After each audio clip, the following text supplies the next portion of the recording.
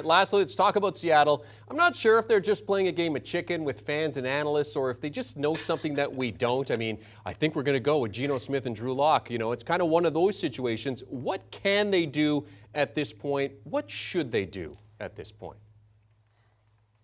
I think they're playing a game of chicken where the chickens are driving both cars towards one another. That's how crazy this game of chicken has gotten.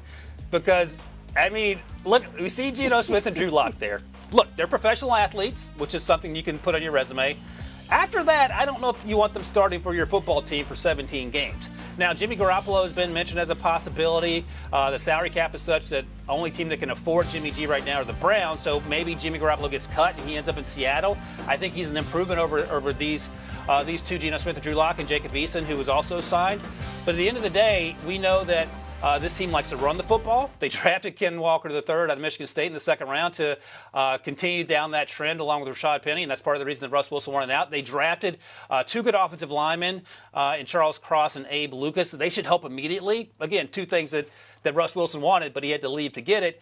But at the end of the day, if you don't have a quarterback, you're sort of hoping against hope that things work out. So I don't know how this plays out over the next 4 to 6 weeks, maybe even up to the trade deadline, which is usually late October. But I think Jimmy G would be an upgrade. After that, I guess you roll with Geno and Drew, and fingers crossed, hope for the best. Okay, so Ryan, let's quickly just close with your order then, how you think they're going to finish. Rams, Niners, Cardinals, Seahawks? That's it. I think that's exactly how it plays out. I think the Rams make the playoffs. 49ers have a chance. I don't think the Cardinals do it. It'll be interesting to see what happens to Cliff and Steve as a result. And finally, the Seahawks, they have a first-round pick next year, so maybe they'll be in the conversation for one of these quarterbacks in the upcoming class. CBS Sports NFL analyst Ryan Wilson breaking down the NFC West for us. Thanks, Ryan. Always good to see you.